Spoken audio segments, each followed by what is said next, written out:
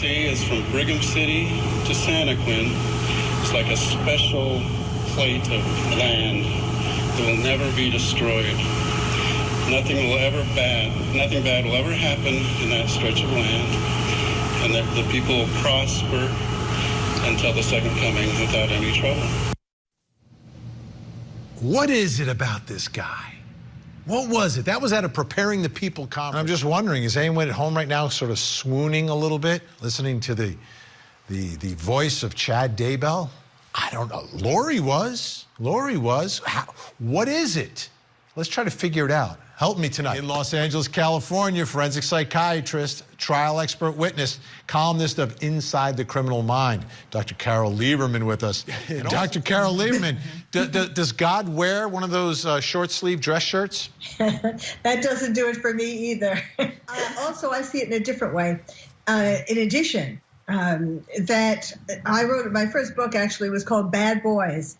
And certainly Chad is a bad boy. Now, what makes women attracted to bad boys? It has to do with a dysfunctional relationship with their father when they're growing up. So depending upon what kind of dysfunctional relationship it is, everything from a father who isn't there because, divorce, he died, whatever, or he's not emotionally there, to a father who's abusive, sexually abusive, physically abusive, all different kinds of fathers. You can have, I talk about 12 different types of bad boys. So you can have 12 different types of dysfunctional relationships with your father. And that unconsciously drives you into the arms of a guy. And what you're doing, again, unconsciously, is you're trying to relive a story. Not that the man has to be exactly like your father, but there's something about him that allows you to relive a story, and you're trying to make it come out better this time. It's Freud's repetition compulsion. And I guess, Dr. Carole Lieberman, you can find charisma in different forms, because I've been searching, trying to find that charisma in Chad Daybell, and I haven't found it yet personally, but maybe it's different strokes for different folks.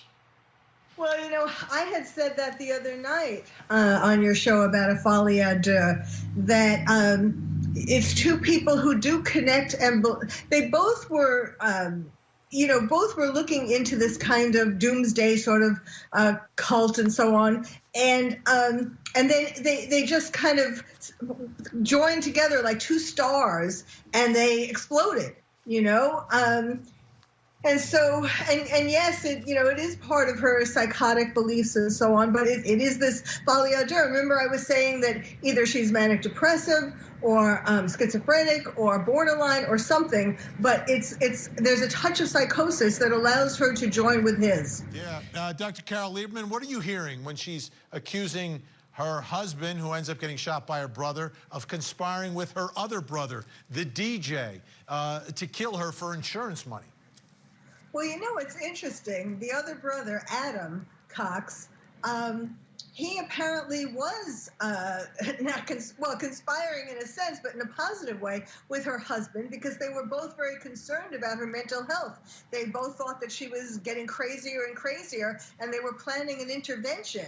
So these texts and emails that she's talking about, there probably were those things, but they weren't talking about, killing her. The plan wasn't, or the plot wasn't to kill her. It was to try to save her from herself, get her help. Dr. Carole Lieberman, if Chad had actually made money from these books and was like a millionaire, do you think everybody would be alive and she'd just be in Hawaii with Chad writing books? Well, not necessarily, because she still needed to get these people out of the way. But she had divorced before. She knew how to divorce. She had done it, 3 times before. Yes. But, and I think what's interesting is I think that it didn't matter her so much that Chad didn't have a whole lot of money, although I think he probably gave the appearance of, having more than he actually had, like the impression. But I don't think she was so worried about that, because she was expecting to get the money from Charles, until she then found out, surprise, surprise, he's giving it to his sister. He changed the insurance. Charles was smart. He knew. And Dr. Carole Lieberman, we'll see you again really, really soon. When we come back.